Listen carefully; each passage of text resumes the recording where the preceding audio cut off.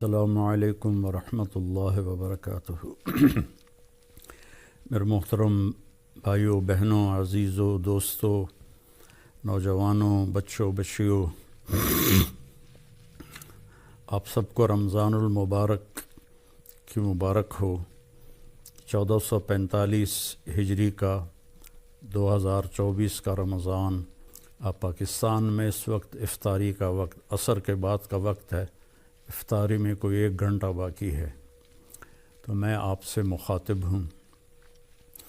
میرے اللہ تعالیٰ نے ہمیں ایک خوبصورت حکم دیا ہے غریبوں کی امداد کے لیے، اور اس کے لیے بڑی خوبصورت تعبیر ہے جو پورے قرآن میں اور کسی عمل کے لیے نہیں ہے۔ وہ اللہ تعالیٰ نے ایک جگہ فرمایا فَلَاقْتَحَمَ الْعَقَبَةَ وَمَا أَدْرَاكَ مَا الْعَقَبَةُ فَكُّ رَقَبَةٍ أَوْ إِطْعَامٌ فِي يَوْمٍ ذِي مَسْغَبَةٍ يَتِيمًا ذَا مَقْرَبَةٍ أَوْ مِسْكِينًا ذَا مَتْرَبَةٍ ثُمَّ كَانَ مِنَ الَّذِينَ آمَنُوا وَتَوَاصَوْا بِالصَّبْرِ وَتَوَاصَوْا بِالْمَرْحَمَةِ أُولَئِكَ أَصْحَابُ الْمَيْمَنَةِ۔ اللہ تعالیٰ نے اعمال کے لیے ترغیب کے لیے مختلف تعبیرات استعمال کی ہیں۔ یہ بالکل انوکھی تعبیر ہے مال کو خرچ کرنے کے لیے، کہ کیوں نہ گھاٹی کو کیوں نہ کودا وہ گھاٹی پر میں۔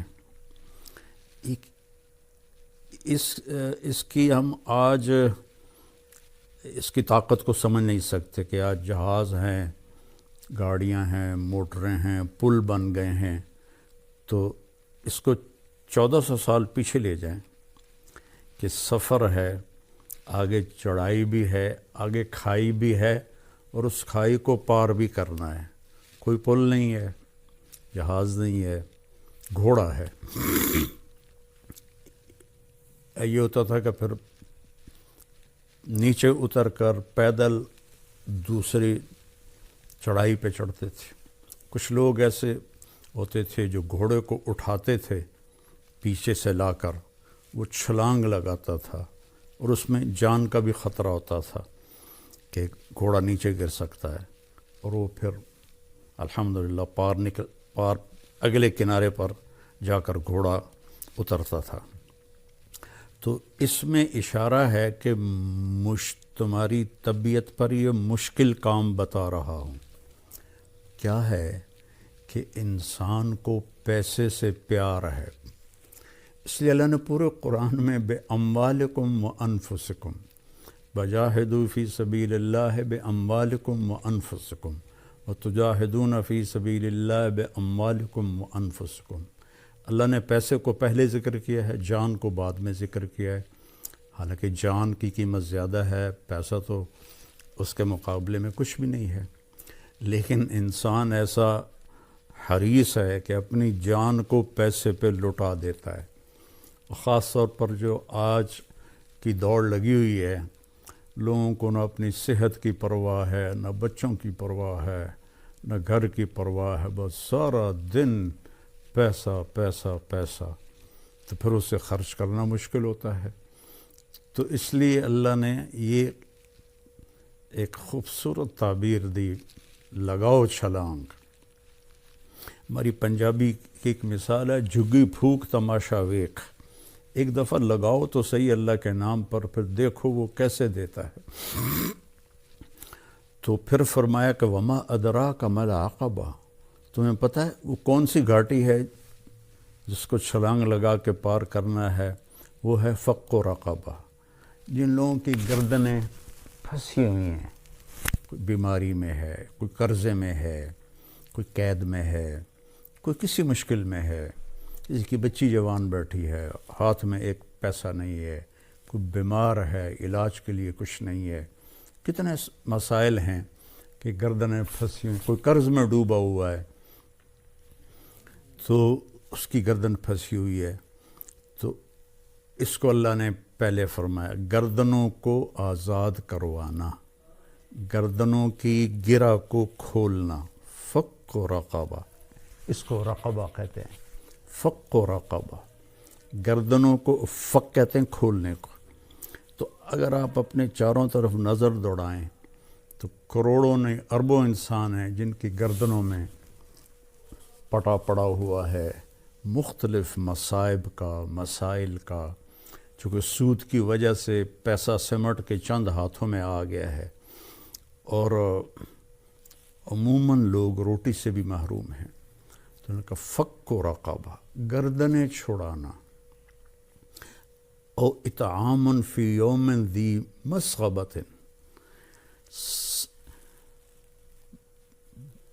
کھانا کھلانا بھوکے کو کھانا کھلانا.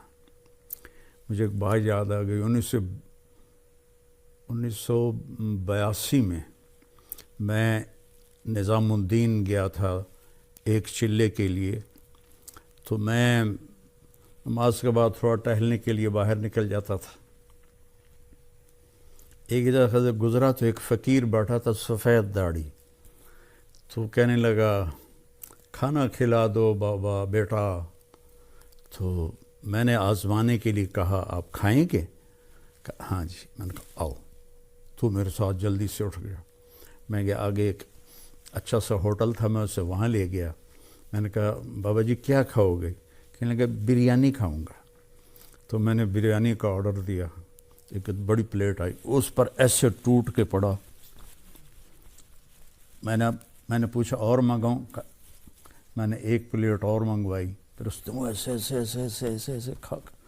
جب وہ کھا کے اس نے سر اوپر کر کے کہا الحمدللہ بیٹا آج 3 دن کے بعد کھایا ہے. اور ایسے پتہ نہیں کتنے پڑے ہوئے بھوکوں کو کھانا کھلانا. یتیم ذا مقربہ، یتیم بھی ہے رشتہ دار بھی ہے، اس پہ خرچ کرنا.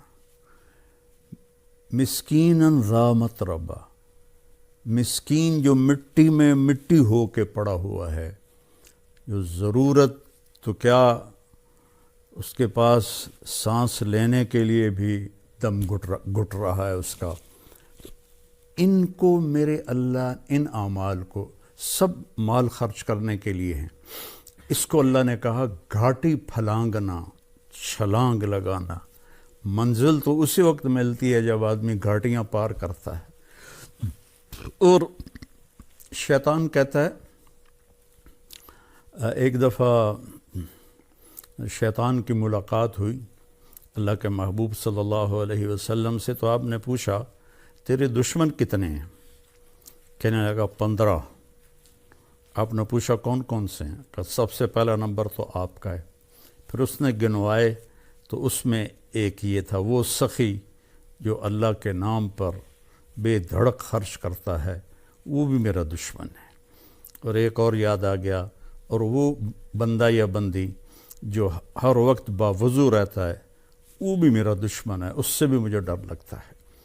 اور شیطان نے کہا کہ میں سخی نافرمان سے ڈرتا ہوں اور بخیل عبادت گزار سے نہیں ڈرتا، کہ مجھے ڈر ہوتا ہے کہ اس کی سخاوت اسے جنت میں لے جائے گی، یہ جتنے بھی سجدے کر رہا ہے اس کا بخل اسے جہنم میں لے جائے گا.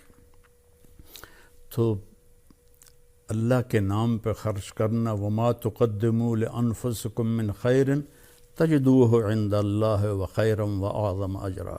جو میرے نام پہ خرچ کرو گے کل قیامت کے دن مجھ سے لے لینا. اس ایک حدیث بھی یاد آ گئی بڑے مدت کے بعد، یا ابن آدم افرق من کنزک عندی لا غرق ولا حرق ولا سرق اوفیکہ یوم تکون احوج الیہ.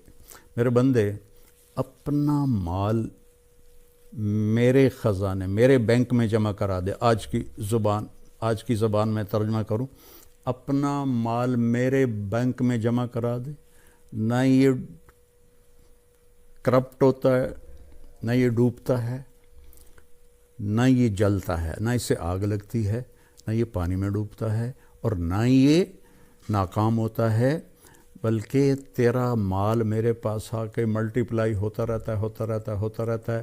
اور جس دن تو قیامت کے دن محتاج ہوگا سارا تجھے واپس کروں گا جنت کی شکل میں۔ تو رمضان کے مہینے میں زکوٰۃ دی جاتی ہے۔ تو میری سارے بہن بھائیوں سے جہاں جہاں میری آواز جا رہی ہے گزارش ہے کہ زکوٰۃ بھی دیں، زکوٰۃ کے اوپر بھی دیں۔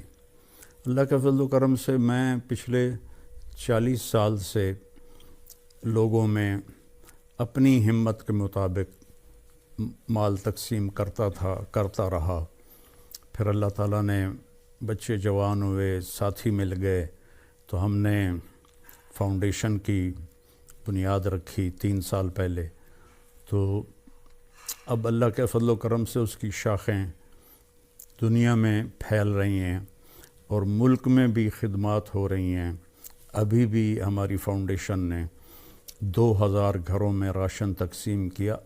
ہماری فاؤنڈیشن تلمبا میں ہے، لیکن ہماری ٹیم کہاں گئی؟ جنوبی پنجاب، سندھ، بلوچستان، جو جھونپڑیوں میں رہ رہے ہیں لوگ اور ایک ایک دانے کو ترستے ہیں، ان تک جا کر پہنچایا راشن۔ اگر آپ کا تعاون اور ہوتا تو ہم 2 لاکھ گھروں تک پہنچ جاتے، کیونکہ ہم تو اتنا ہی خرچ کرتے ہیں جتنا بھائی دوست بہنیں ہماری مدد کرتے ہیں۔ اور میرے نبی نے سب سے پہلے یہ میرے نبی نے کیا ہے کہ آپ نے اصحاب صفہ کی کفالت فرمائی، اور روزانہ رات کو آپ مدینے والوں کو جمع کرتے اور کہتے بھائی یہ غریب لوگ ہیں، کون کھانا کھلانے لے جائے گا؟ کوئی 1 لے جاتا، کوئی 10 لے جاتا، کوئی 2 لے جاتا۔ حضرت سعد ابن عبادہ بڑے مالدار تھے، وہ کبھی کبھی سب کو لے جاتے تھے، یا رسول اللہ سارے ہی میرے پاس بھیج دیں۔ تو یہ روزانہ کی آپ کی رفاہی محنت تھی غریب لوگوں کے لیے۔ اور یمن کے لوگ آئے تو ان کے چہرے کی کھال پھٹی ہوئی خشکی کی وجہ سے، تو آپ لرز گئے اور آپ نے فوراً جمع کیا مدینے والوں کو اور ان کے لیے چندہ مانگا۔ تو یہ میں اپنے لیے تو میرے مدرسے پچھلے کتنے سالوں سے اللہ مجھ سے کام لے رہا ہے، میں نے کبھی اس طرح بیٹھ کے مدرسوں کے لیے چندہ نہیں مانگا، لیکن جب سے یہ غریبوں کی دعائیں سنی اور ان کی ضرورتوں کو پورا ہوتے دیکھا۔